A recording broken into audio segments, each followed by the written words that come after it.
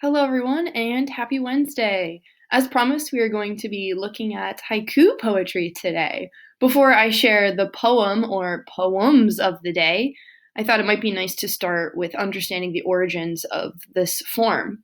So, according to poets.org, it is a traditional Japanese haiku is a three-line poem with 17 syllables written in a 5-7-5 syllable count. Often focusing on images from nature, haiku emphasize simplicity, intensity, and directness of expression.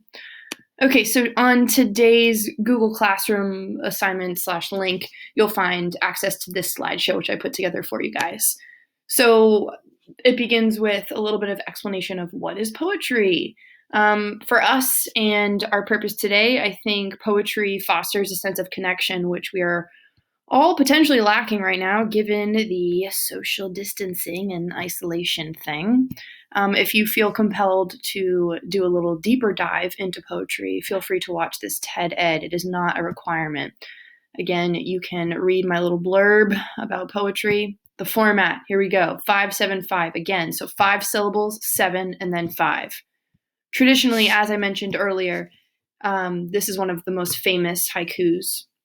It is supposed to be about nature. And so I'm going to have you guys focus today on writing haikus about signs of spring, which I've noticed that's what you're working on in science. It is so nice to have access to your Google Classrooms for your other classes so I can kind of see what you all are up to.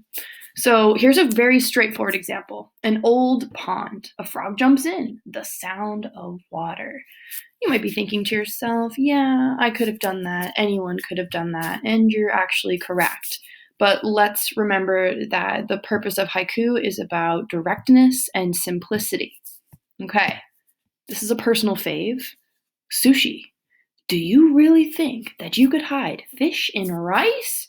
Oh, the green paste burns. Yes, I love this one. So that last line, oh, the green paste burns, kind of comes as a surprise. And that's one of the hallmarks of haikus. That last line is often like a plot twist of some sorts. I even put my mother up to this challenge, and she came up with a really sweet poem about a robin. So we called it Signs of Spring. Saw my first robin, gave me joy and hope today. Just what our world needs. Oh man, guys, that's so sweet. And then here's mine, kind of on the opposite spectrum of sweet. It's called Propagation Techniques, and keep in mind you do not have to title your poems. I just felt that a little background information is helpful in understanding this. So my roommate sent me a picture of this from a tray in my room.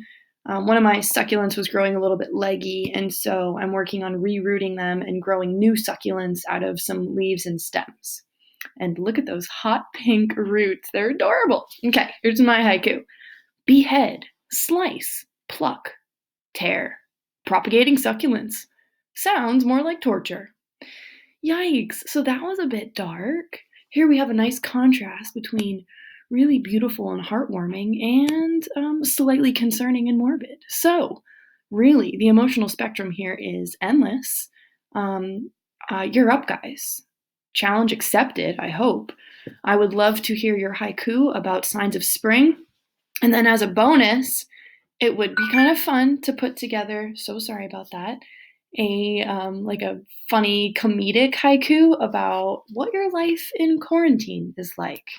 And just, let's keep it appropriate. Let's keep it rated PG and give me what you got. So, step 1, create a haiku about signs of spring. Step 2, if you're up to it, give me your funny best quarantine haiku. All right, looking forward to reading these. Have a lovely day. Bye.